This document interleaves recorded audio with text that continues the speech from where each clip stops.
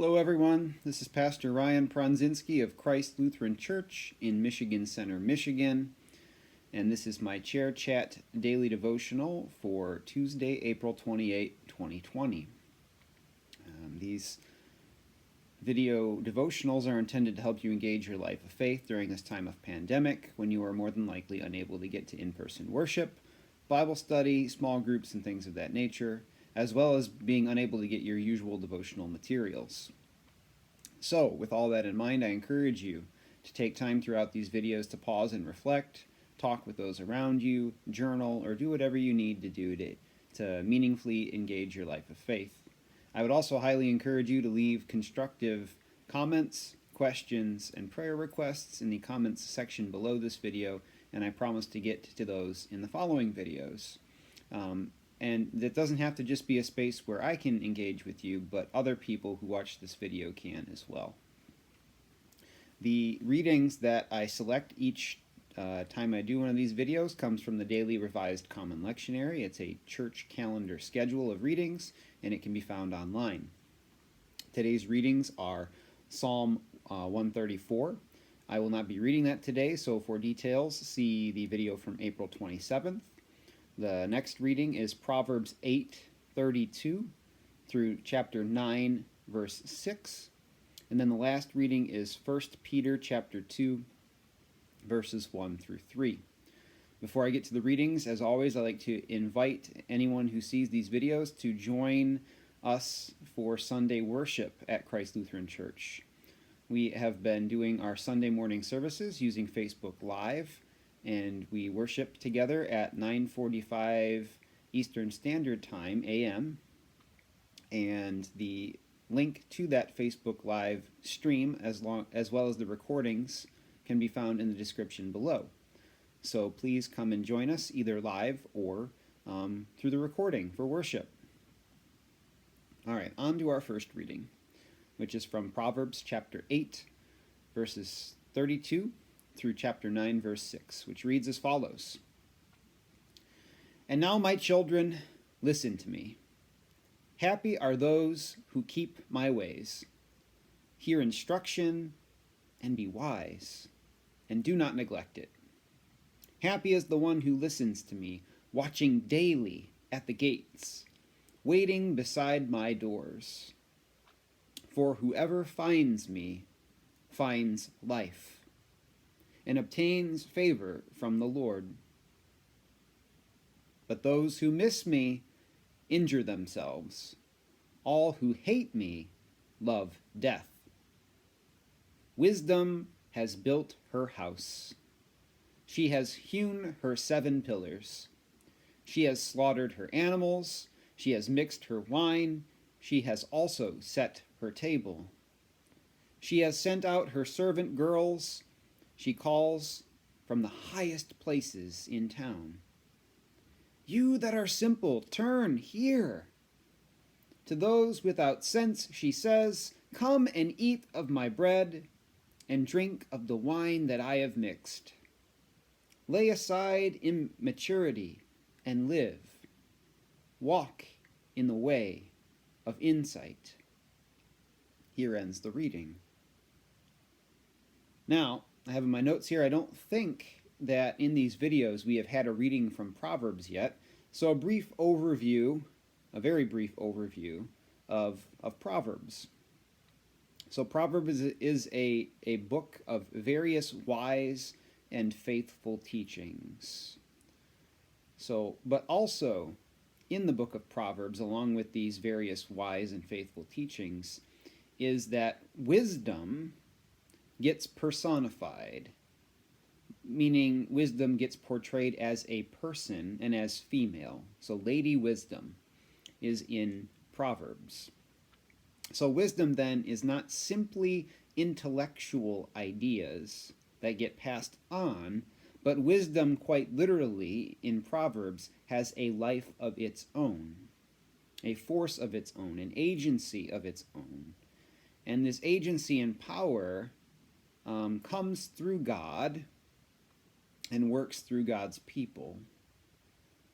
And I know that I've read that some scholars will closely link Lady Wisdom with God's Spirit or the Holy Spirit. So for you ladies out there that kind of feel like the patristic and male language for God is overwhelming, you have here in the Bible God's female characteristics as well, which is, I think, refreshing, because we have to remember that God is neither male nor female. God is person, but God is neither male nor female. So it's good to have a balance of those characteristics.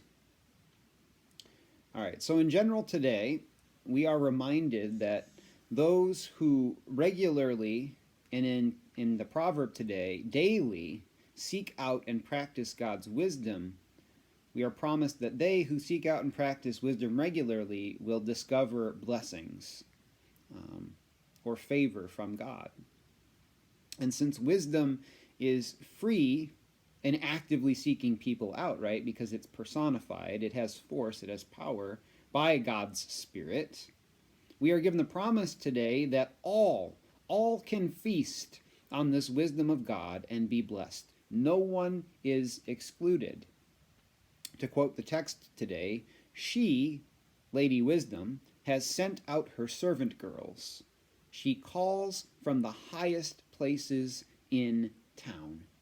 You don't call from the highest places in town if you only want a select few to hear and come. You call from the highest places in town because you want everyone to hear and everyone to come. This feast of wisdom from God is for all people because God desires to bless and give life.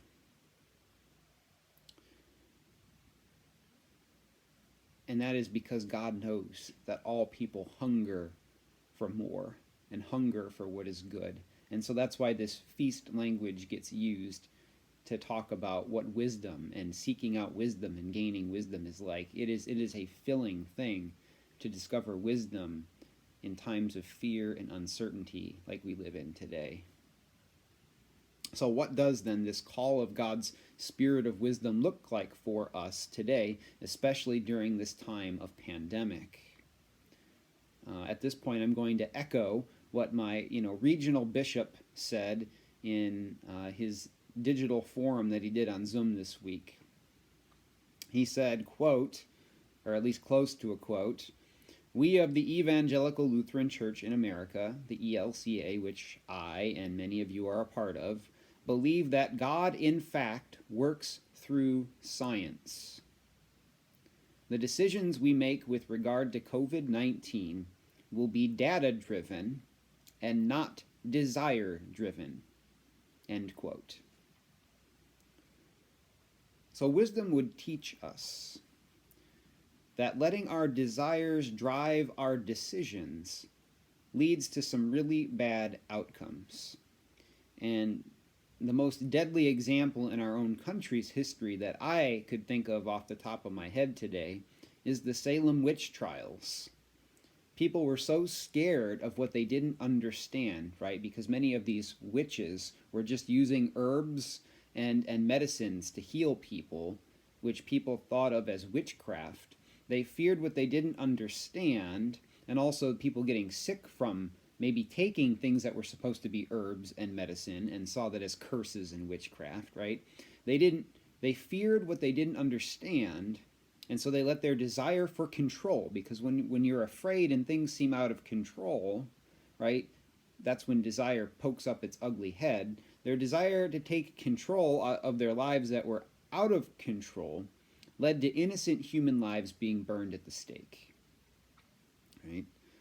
Instead of asking questions and stopping and thinking, okay, could there be something going on that isn't, supernatural and, well beyond our control? Might it just be that we're doing something unwise? But fear often gets in the way of wise thinking and rational thinking and calm thinking, and can lead to some really bad outcomes. So that was the best historical example I could think of, but there are others. A simple example of how this might happen in your own life in a personal way, rather than a strictly communal way, is how desire drives decision making that causes us harm in like the heat of the moment. So for you and me, in the heat of the moment, when we at times try and get the last word in, while we're upset, right? If you've never had that happen to you before, God bless you, but I think we all have. And when we do this, many times we can ruin a relationship that otherwise could have been maintained if we wisely took some time and space to cool off and come back to the conflict with level heads, right? Desire can cause a lot of destruction when we act from a place of desire. Not that all desire is bad all the time, but especially when it comes to fear and other things that are not of God, right? Our desire to love, our desire to seek out justice, our desire to seek out peace. These are good things to maybe help motivate us. But even as we're motivated by these good desires, it still is better to make our decisions based on wisdom and not on the desire alone. So, what does listening to Lady Wisdom look like today as we seek to make decisions based on wisdom and data and not on desire? Well, as the bishop and many people in the ELCA and other churches have strongly urged, listen to the CDC, the Center for Disease Control, the WHO, that is the World Health Organization, your local health networks, right? For us here in Michigan near Detroit, it's the Henry Ford Allegiance Health System. They've been sending out updates on ways to stay healthy at home, how to come to the hospital, etc. And I would even encourage you to listen to your local leaders that are listening to these doctors and scientists and epidemiologists, right, and making their decisions based on this data and science and not on desire to get reelected, etc. Right? This is not a time for politics. This is a time to take care of people and one another and make wise decisions. And we do all this again because this is a video about engaging faith, right? We make these decisions based on data and science because, again, we, at least of the Evangelical Lutheran Church in America, and I know there are others, we believe that God works through science, right? You can't tell me that somebody that has been cured of cancer due to, chemotherapy and radiology and surgery does not find that miraculous, right? That God has given people the gifts and abilities to do such wonderful healing work. Okay, God works through science. That's why we listen to these people. So I encourage you, make wise decisions based on data, not on desire. For as the psalmist reminds us, when we make these wise decisions, for whoever finds me, quote, for whoever finds me, that is wisdom, finds life. So to end this section, I ask you this. What desires are most likely to keep you from listening to wise data and advice? What desires are most likely to keep you from listening to data and sound advice? How might you work to set these desires aside when you need to make important decisions? How might you work to set these desires aside when you need to make important decisions? For me, desire is often selfishly driven. As I said earlier, it doesn't always have to be this way. Our desires can be for justice and peace for others. We can get so mad about somebody else being wronged that we can let our passions drive us to make decisions that, albeit might have good motives, they might not be the best decisions though. But mine are often selfishly driven, as I imagine it is for many of you as well. So I like to ask myself these questions to try and table my own desire when it seems like I'm possibly going to be making a important or impactful decision. So first question, what do the most vulnerable need from me right now? Especially in today's day and age during this pandemic, right? What do the most vulnerable need from me right now? I mean, I am not one of the most vulnerable. I'm young, I have a job, I'm healthy. So any decisions that I make, my own personhood needs to take a back seat to the most vulnerable. And I'm sure that's true for some of you as well. So what do the most vulnerable need from me right now? Getting a little bit broader then, to kind of set yourself aside, what does my neighbor need from me right now? And that doesn't just mean the people like right next to you, but anybody whom you might interact with in your environment. That's your neighbor. What does your neighbor need from you right now? And then my last question I like to ask myself, and this is true of like all time, not just during time of pandemic, is this the best and most faithful answer, right, or decision? Is this the best and most faithful decision or answer, or simply the easiest answer? Right? Many times we just take the path of least resistance, and that's usually from a place of desire, right? Even if that desire is just to not have to work so hard, right? Sloth is a thing, or whatever it might be. So is this decision that I am making, is this thing that I am doing, is this thing I'm about to do or say, is this the most faithful and best way of doing it? Or is it simply the easiest and most convenient right now? Ask those questions. It'll help you set your desire aside and maybe seek out some wisdom in the process, which is a very godly and faithful thing to do.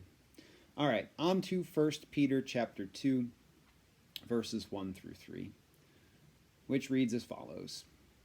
Rid yourselves, therefore, of all malice, of all guile, insincerity, envy, and all slander. Like newborn infants, long for pure spiritual milk, so that by it you may grow into your salvation, if indeed you have tasted that the Lord is good. Here ends the reading. So I'm convinced they paired this reading up with Proverbs because you can build on some of what I've just asked and talked about using Peter's words today. So that's what we're going to do. We're going to use Peter's words here in the last set of questions I asked to figure out how, again, to set desire aside and act from a place of faithful wisdom. And because Peter gives some good advice on how to do this. He says, quote, rid yourselves of all malice. That's a desire. Guile, that's a desire. Insincerity, that's desire-driven. Envy, desire-driven. Slander, desire-driven. So again, rid yourselves of all malice, guile, insincerity, envy, and slander. Right? It's not wise to make decisions in anger from a place of insincerity, or I put in my notes, insecurity, or out of a desire to make somebody look or sound bad, right? That's slander. These are all desire-driven, every single one of them. There's nothing wise about it. It's desire-driven. And when we give into these desires, Peter tells us, indirectly, that we are left hungry. We are left longing. We are left wanting more.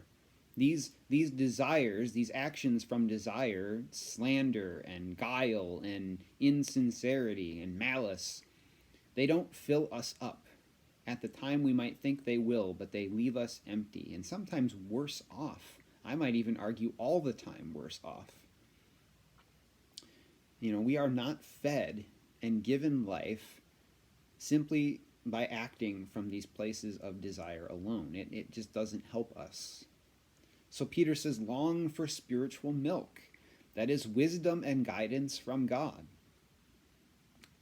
And this is my personal promise. I promise you, from my own experience, that as you listen and you pray to God, you read your scriptures, and don't necessarily take everything woodenly, but pray, read, talk to wise counsel, ask questions, and process with people.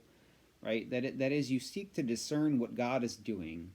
And when you have a sense that you know what that is, and you live from that place of what God is calling you to be and do, it is life-giving. I never in my wildest dreams imagined that I would be a pastor. In fact, when I felt called to be a pastor, I did like everybody in the Bible and anybody I've ever met who's a pastor. I said, "No way, God, you're crazy." But I trusted, and I leaned into it, and it has been a huge blessing. And I know that's not just true for me, that's true for other people that have felt called to the positions they are in. I know my mom watches these and she's probably out there, but she has her own story and witness of how when she felt called to be a nurse and then felt called to teach as a nursing instructor, all of these decisions and movements have been life-giving to her, and I can attest to that. This is true. So this is what Peter is getting at, right? God doesn't want us to simply follow God's words because God is some egomaniacal maniac. No, like God is benevolent. God is loving. God knows us better than we know ourselves. And when we listen to God's wisdom, it is life-giving. And when we trust in God and the wisdom he gives us, it is life-giving. As Peter says at the end of this reading, right? Because when we trust in this, in God's call, and we live into God's wisdom given to us, and live as God would have us live, we will taste and see that the Lord is good. It's life-giving. It's fulfilling, even during hard times like these. And so I guess I'll end by asking these questions. When have you listened to God and followed God's guidance? When have you listened to God and followed God's guidance? Continuing, how were you nourished in the process of doing this? How are you nourished in the process of doing this? And then, how might recalling this truth, right, that God has given you guidance, you have followed it, and it has been life-giving, how might recalling this truth help you make wise decisions today when fear and loss of control would have you act from a place of desire and insecurity, right? How might you be able to make wise decisions when your fear would have you do otherwise, as you recall leaning into God's wisdom from the past and how it's benefited you from the past? I might even say, how might you then share this with others, as I've told you about my own sense of call, my own mother's sense of call, and how it's been life-giving. How have you felt called to do and be things from God before, and how's it been life-giving? All right. And as I ended this, I was like, man, those are some heavy lifting questions. I mean, they're not necessarily simple. So I'll end with this blessing. God bless you as you seek out God's wisdom today. Amen. And with that, I will talk to you tomorrow.